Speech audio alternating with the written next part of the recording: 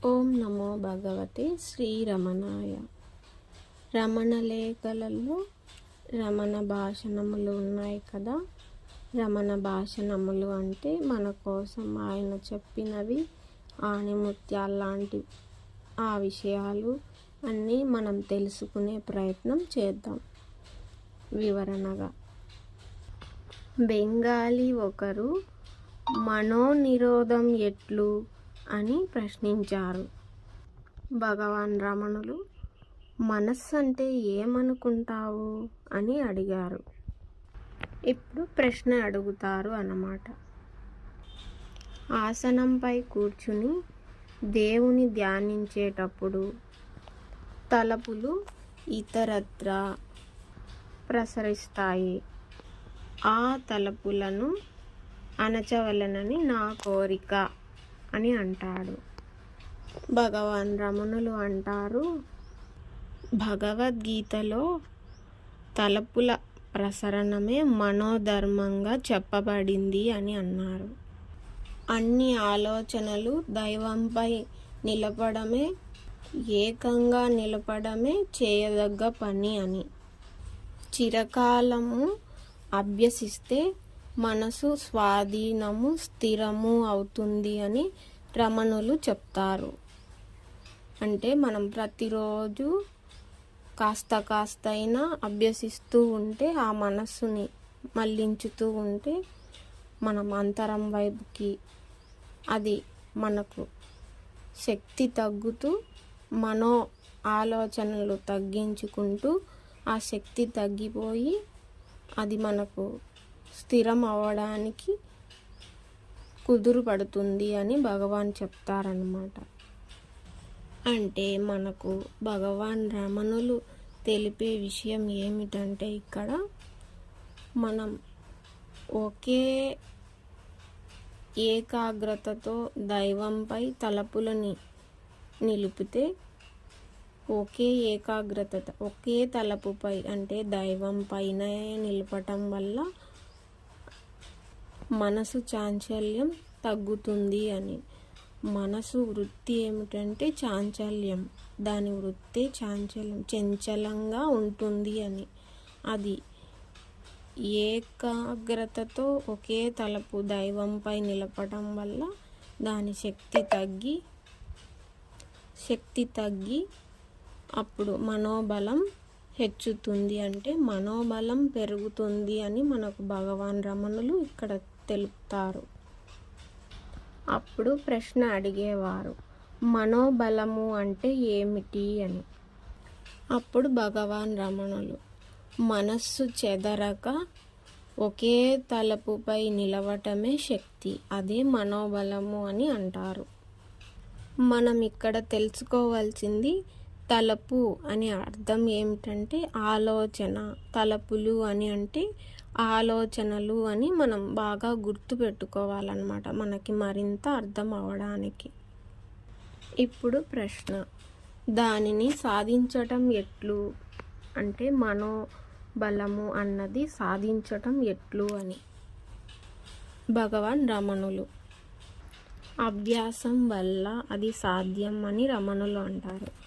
అంటే మనం సాధన చేస్తూ ఉంటే, ప్రతిరోజు ప్రతి నిమిషం ఆ ఎరుకతో ఉంటే అది సాధ్యమవుతుంది ఆ అభ్యాసం వల్ల అని భగవాన్ అంటారనమాట. మొదటిలో ఆత్మానుసంధం అందరికీ జరుగుతుంది, అది కాస్త సమయమే అని మనకు భగవాన్ రమణులు చెప్తారనమాట. అంటే మనం ఆలోచనలన్నీ తగ్గుతూ ఉంటే, ఆ తగ్గిపోతూ ఉన్న ఆ సమయమే మనకు ఆత్మానుసంధానం, అంటే ఆత్మతో మనం కలిసి ఉండటం అని మనకు రమణులు తెలిపే విషయం అన్నమాట. మనకి ఆలోచనలన్నీ కాస్త తగ్గుతూ ఉంటే, ఆ ఆలోచనలు లేని స్థితి కాస్తైనా మనకు సాధన చేస్తూ ఉంటాము కదా. మనం ఒక రోజులో, మనం మొదటిలో ఉన్నప్పుడు ఒక రోజులో 1 నిమిషం పొందిన ఆలోచనలు లేని స్థితి ఎరుకతో ఉన్నట్టు మనం అది గుర్తించగలిగితే కాస్త కాస్త తగ్గుతూ ఆలోచనలు మరీ దాన్ని గుర్తించుతూ అప్పుడు మనకు మనోబలం అనేది దాన్ని గుర్తించినప్పుడు అది ఆ స్థితే అని ఆ మనసుకు మనం అది అర్థమయ్యేలాగా మన మనసుకి మనం నచ్చజెప్పుకుంటూ బాగా దానికి అలవాటు చేస్తే అదే సాధ్యమవుతుంది అని రమణులు మనకి ఎంతో చక్కగా వివరిస్తారన్నమాట. మనకు మనసు అనేది చెదరక కదలక ఏ ఆలోచనలకు బయటికి వెళ్ళకపోతే అదే స్థిరమైనది అని కూడా మనం ఆత్మానుభవంగా కూడా మనం అర్థం చేసుకోవచ్చు అన్నమాట. భగవాన్ రమణులు మనకు ఇలా కూడా నేర్పించుతారు. ఇంకా రాజసిక మనసు ఉంటుంది కదా, ఆ మనసు నిండా తలపులతో నిండి ఉంటుంది అని. అంటే రాజసికంగా అంటే మామూలుగా మనం ఉండే స్థితికి మనకన్నీ ఆలోచనలే నిండి ఉంటాయి కదా మనకు. అది ఇది ఆ విషయము ఈ విషయము, అటు వెళ్ళాలి ఇటు వెళ్ళాలి, ఇది చేయాలి అది చేయాలని ఇలా ఎన్నెన్నో ఆలోచనలతో నిండి ఉండే అదే రాజసిక మనసు అని అదొక విషయం తెలుపుతారు. ఇంకా సాత్విక మనసు అని కూడా మనకు తెలుపుతారు భగవాన్. సాత్విక మనసు అని అంటే ఏ ఆలోచనలు లేకుండా సాత్వికంగా ఎంతో సాదాగా అలా ఎటువంటి ఆలోచనలు లేకుండా మన అంతరంగంలో ఆలోచనలు లేని స్థితిని మార్చుకోవడానికి కూడా ఎంతో సాత్వికంగా ఉంటుంది సాత్విక మనసు అని కూడా మనం అర్థం చేసుకోవచ్చు అన్నమాట. ప్రశ్న అడిగేవారు ఇలా అంటారన్నమాట. అంటే మనసును మళ్ళించి అలా అభ్యాసం చేయవలెనా అని అంటారు. అప్పుడు భగవాన్ రమణులు ఇలా అంటారనమాట. అవును, అలానే చేయాలి. మన మనసును మళ్ళించి తలపుల నుంచి దూరం చేస్తే అది మనకు సాధ్యమవుతుంది అని. ఆ తలపులు లేని స్థితే సాత్విక మనస్సు అని మనకు చెప్తారు భగవాన్. ఇక్కడ మనం బాగా జాగ్రత్తగా గమనించాల్సింది ఏమిటంటే భగవాన్ రమణులు అంటారు, ఈ తలపులు ఉన్నా లేకున్నా తత్పూర్వం ఉన్నదే ఎప్పటికీ అని అంటారు. అంటే మనం తలపులతో ఉన్నా మనకు అది తెలియదు కనుక అది ఉన్నది అని మనకు తెలియదన్నమాట. అది పూర్వమే అంటే తత్పూర్వమే ఉందని రమణులు అంటారు కదా. అంటే మనకు తెలియక ఉంది కానీ ఆ విషయం మనకి ఆ హాయి ఆ ఆలోచనలు లేని స్థితి అది మనలో ఉంది అని మనం ఆ తలుపులు దూరం చేసుకున్నప్పుడే మనకు అది ఎరుకలో వచ్చినప్పుడు భగవాన్ రమణులు చెప్పినది ఇదేనా అన్నప్పుడు మనకి ఎంతగానో ఆహా భగవాన్ రమణ అని మనకి అది అర్థమైతే ఆ హాయి అంత చెప్పనక్కర్లేదండి. అంత హాయిగా ఉంటుంది. రమణుల ఆశీస్సులు మనకు అది అర్థం అవుతే ఆ ఆశీస్సులు మనకు ఇంతగా లభించాయా అని మనకి అనిపిస్తుందన్నమాట. ఆయన కరుణ ఆయన ఆశీస్సులు అవి తెలిసినప్పుడు మనకు అర్థమైనప్పుడు. ఇప్పుడు ఒకరు ప్రశ్న, అదే పనిగా మనోనాశనానికై ప్రయత్నించడం ఆపత్కరం కావచ్చు, అందుకని ధ్యానాభ్యాసానికై స్థూల విషయాలు ఎన్నుకుంటే మంచిది అని అంటారు. ఇప్పుడు భగవాన్ రమణులు, ఆ ఆపత్కరం ఎవరికి? ఏ ఆపత్తి గాని ఆత్మకు భిన్నంగా ఉండునా? ఎడతెగని నేను నేను అనే స్ఫురణ ఒక అపార సముద్రం. దాని అలలపైన బుడగ అహంకారం.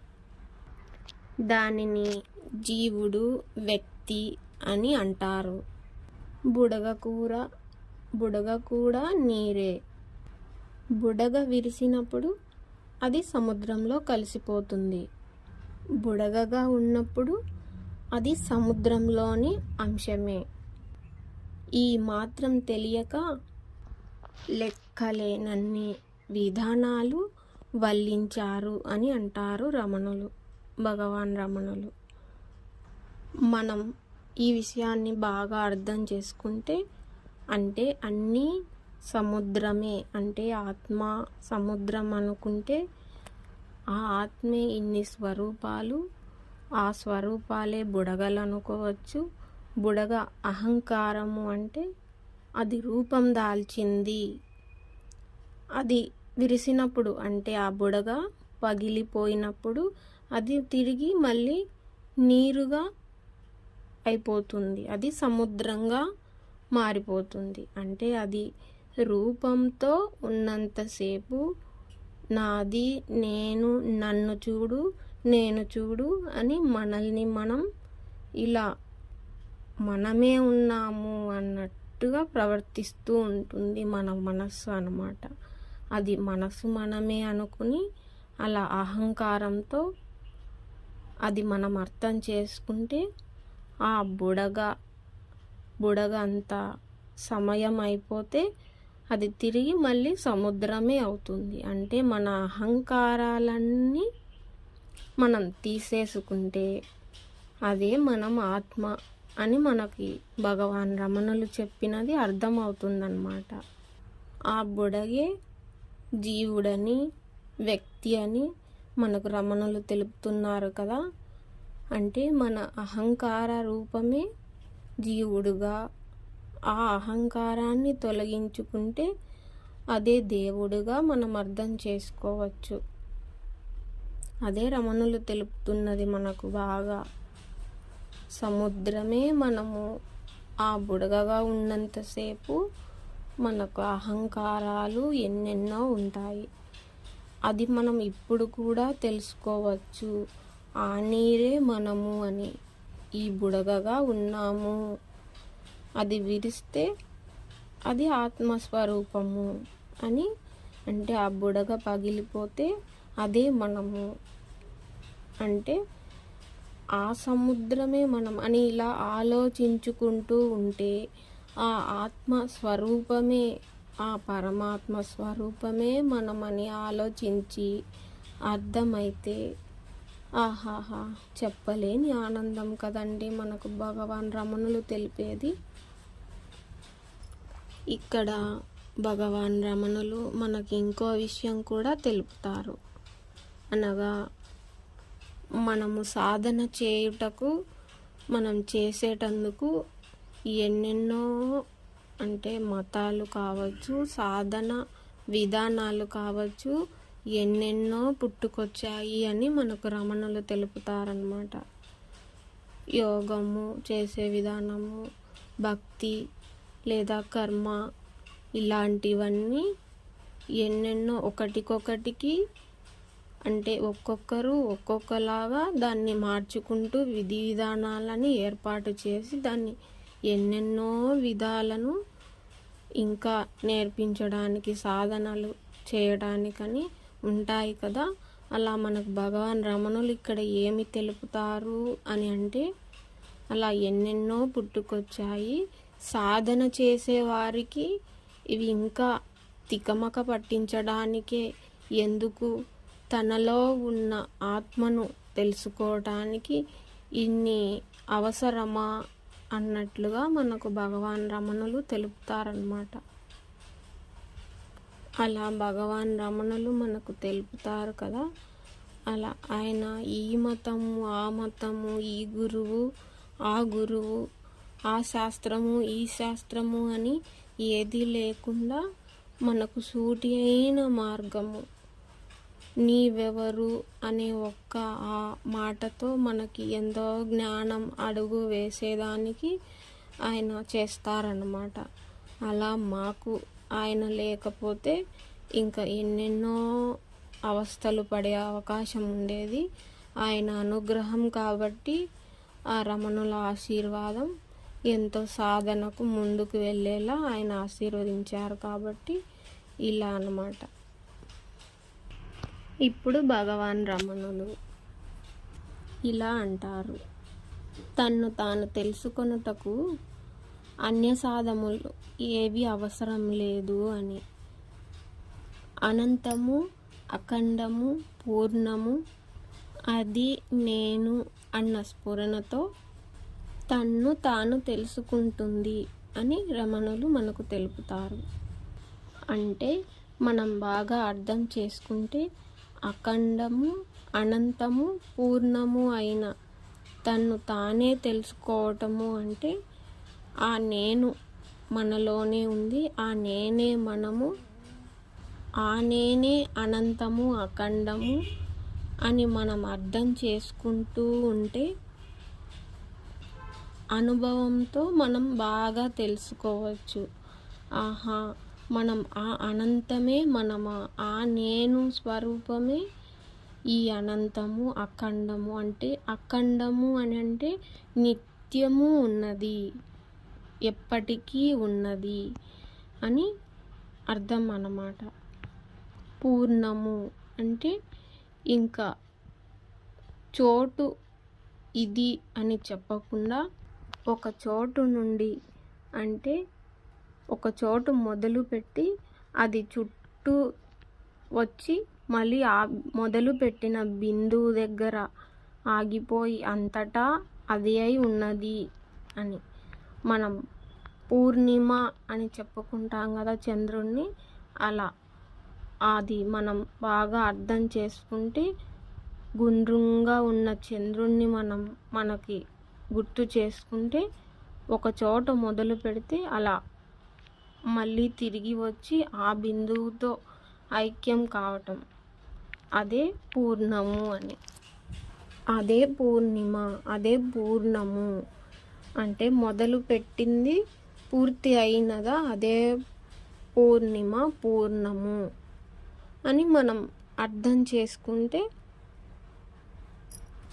ఈ విషయాన్ని మనకు అన్వయించుకుంటే అది పూర్ణం ఎలా అని మనం ఇప్పుడే ఇలా ఉన్నట్టుగానే మనం దాన్ని అన్వయించుకుంటే ఆ పూర్ణము ఎలా అని దాని విషయంగా మనకు కలిగిన మన మనస్సులోని తలపు బయటికి వెళ్తుంది కదా ఆలోచన అనేది. ఆ ఆలోచన అనే దాన్ని తిరిగి మనం మన మనస్సులోనికి లయం చేసుకోవటం, ఆ మనస్సుని మన హృదయంలో లయం చేసుకోవటమే అదే పూర్ణము. ఎక్కడ పుట్టిందో అక్కడే లయం అవ్వటమే పూర్ణం. ఏమీ లేని ఆ హృదయమే పరిపూర్ణము, పూర్ణము అని మనం అలా కూడా అర్థం చేసుకోవచ్చు. భగవాన్ రమణులు మనకు ఇలా కూడా తెలుపుతారు: తమ తమ ఆత్మ అందరికీ అనుభవంలోనిదే, అందరికీ తెలిసినదే అని మనకు తెలుపుతారన్నమాట. అయినా కూడా తెలియని దానిని, తమది కాని దానిది తనదే అని, తనదైన ఆత్మను ఎరుకతో లేక తనది కాదు అని బయట చూసి అలా ఆ విధంగా కాని దానిని అయిందని, అయిన దానిని కాదు అన్నట్టుగా ఎరుక లేకుండా ఉంటారు అని రమణులు తెలుపుతారన్నమాట. అంటే మనకు దీన్ని అర్థం చేసుకునే విధానం ఏమిటంటే, ఇప్పుడు మనం ఉంటాం కదా, మనలో ఆత్మ అని, ఎరుక అని ఈ విషయాలు ఏవీ తెలియక మనం ఏ కోరికలైనా కోరడము, ఆ కోరిక తీరకపోవటము, ఆ కోరిక ఒకవేళ తీరితే అప్పుడు సంతోషంగా ఉండడము, ఆ సంతోషం ఆ కోరిక తీరడం వల్ల ఆ సంతోషం దక్కటం వల్ల అప్పుడు ఆహా హాయిగా ఉన్నాను నేను అని అనుకోవటం. అంతే. ఆ కాని దానిని ఆ కాస్త సమయం కోసం అలా ఉంటామన్నమాట. అదే ఆత్మస్థితి మనకు తెలిసినదే, మనలో ఉన్నదే, మనకు అతి దగ్గరగా ఉన్నదే, అదే మనము అని తెలియక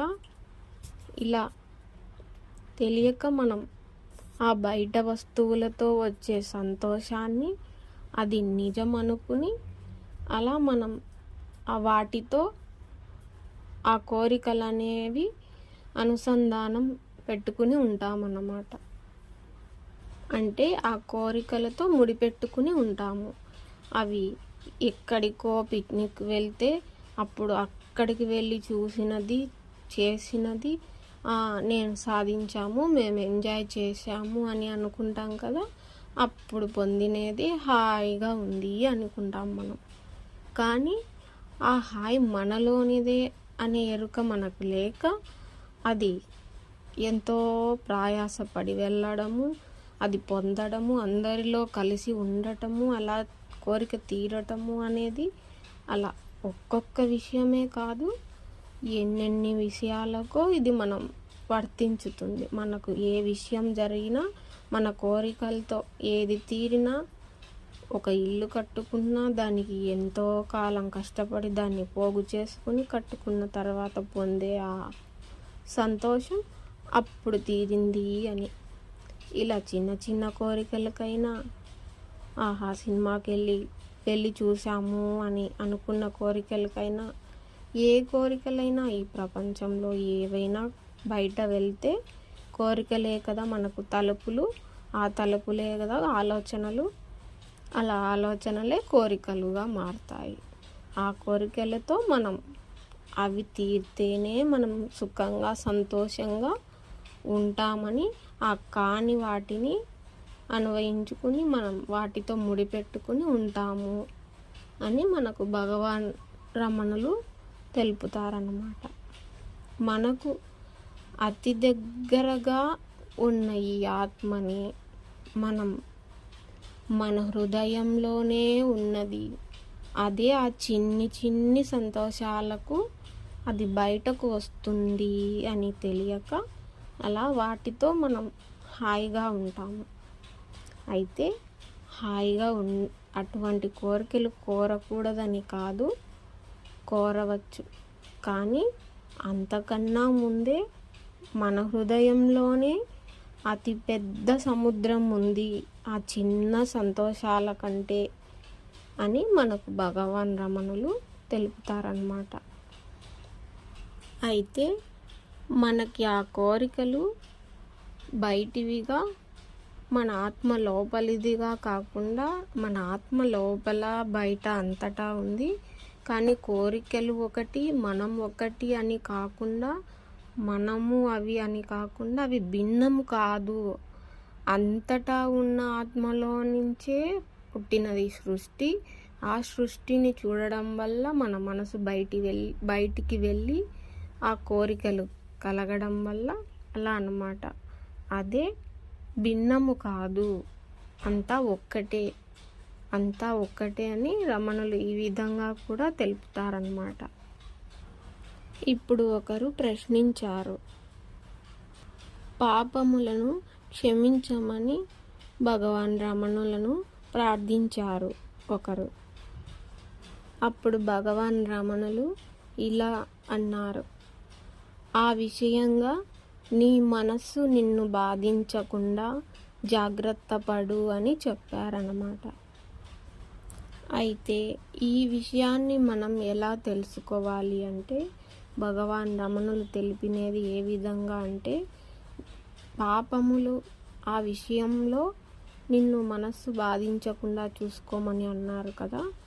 అంటే అది మనం ఏదైనా తప్పు చేసిన భావన, పశ్చాత్తాపం చెందింటాం కదా. ఆ పశ్చాత్తాపం వల్ల అంటే మనం రియలైజ్ కావడం, అంటే క్షమింపమని అడిగినారు కదా ఆయన. అలాగా మనలో అటువంటి భావన కలిగినప్పుడు ఇక మనలో ఉన్న ఆ మనసు ఏదైతే ఉందో మనం తప్పు చేశాము, పాపము చేశామని గుర్తు చేస్తూ ఉంటుంది. ఆ గుర్తు చేసిన మనస్సుని మనం మారాలి అనుకున్నాము కాబట్టి ఆ స్మరణ అది తలపులతోనే ఉంటుంది కాబట్టి ఆ మనస్సు అనేది ఆ మనస్సుని మనం లెక్క చేయకుండా అంటే అది మనల్ని బాధించుతుంది. నువ్వు చేశావు అని. అయినప్పటికీ మనం పశ్చాత్తాపం అంటే మనం రియలైజ్ అయ్యాము, ఇక చేయకూడదు ఇటువంటి తప్పు, క్షమించు దైవమా అని దైవాన్ని భగవాన్ రమణులను అడిగారు కదా. అలా మనలో ఆ తప్పు మనం తెలుసుకున్నప్పుడు ఆ మనస్సు అనేది అలా అన్నప్పుడు మన మనస్సుతో మనం రియలైజ్ అయినప్పుడు నువ్వు ఇటువంటి విషయాలను ఇక గుర్తు చేయకు అని మనం దాంతో రివర్స్ అయినప్పుడు అప్పుడు ఆ మనస్సు ఇక తగ్గిపోతుంది, అలా బాధ పెట్టకుండా ఉంటుంది అని. జాగ్రత్త పడు అంటే ఆ మనస్సే మనల్ని బాధించుతుంది అని భగవాన్ రమణులు మనకు ఇక్కడ తెలుపుతారన్నమాట. ఇప్పుడు ఒకరు ప్రశ్న అడుగుతున్నారు, ఒకసారి ఆత్మానుభవం కలిగిన తర్వాత మరలా నష్టం అవుతుందా అని భగవాన్ రమణులను అడిగారు. భగవాన్ రమణులు అది సంభవమే అని అన్నారు. అది ఎలాగా అని తిరిగి ప్రశ్న అడిగారు. భగవాన్ రమణులు ఇలా తెలుపుతారు, పూర్వ వాసనలు అవి వెలికి వచ్చి అంటే మనలో బయటికి వచ్చి అవి మనల్ని అందులోకి అంటే ఆ మాయలో ఈడ్చి మళ్ళా తిరిగి అజ్ఞానంలోకి దించి ఆత్మానుభవాన్ని మనకు నష్టం కలిగించేవి అని తెలుపుతారు. ఈ విషయాన్ని మనకు అన్వయించుకుంటే అది ఎలాగా అని అంటే మనకు వాసనలు ఎలా మన ఇది ఆత్మానుభవాన్ని నష్టపరుస్తాయి అని మనం అర్థం చేసుకుంటే మనం ఎంతో శాంతంగా ఉండాలని అటువైపు అడుగులు పెట్టినప్పుడు మనకు పూర్వజన్మ వాసన అనగా మన పూర్వజన్మ ఆ లక్షణాలు ఏవైనా కానీ ఆ గుణాలు, ఆ లక్షణాలు అంటే ఆ వాసనలు అంటే గుణములు అన్నమాట. మనకంటూ ఉంటారు కదా, గుణం మంచిది కాదు, గుణం మంచిది అమ్మాయిది, ఏదైనా అబ్బాయిది అంటారు కదా, అలాగా అదే వాసన అని మనం అర్థం చేసుకోవాలి. అలా అటువంటి ఆ గుణము, ఆ లక్షణము, ఉదాహరణకి అదే మన కోపం ఏదైనా ఉంటే ఆ లక్షణము మాటికి వచ్చి ఒకరిపై కోపడము, ఆ కోపం వల్ల చికాకు పడడము, ఆ ఇంటి వాతావరణం అంతా మారిపోవటము, మనం ప్రశాంతంగా ఉండాలని ప్రయత్నించటము, ఆ వాసన ఏదైతే ఉందో అంటే ఆ లక్షణము, ఆ గుణము, ఆ కోపం వచ్చే ఆ గుణం ఏదైతే ఉందో మాటికి వచ్చి మనల్ని డిస్టర్బ్ చేస్తుంది అంటే మనల్ని ఆ ఆత్మానుభవం, ఆ ప్రశాంతతని చెడగొడుతూ ఉంటుందన్నమాట. అదే మనకు రమణులు తెలుపుతున్నారు.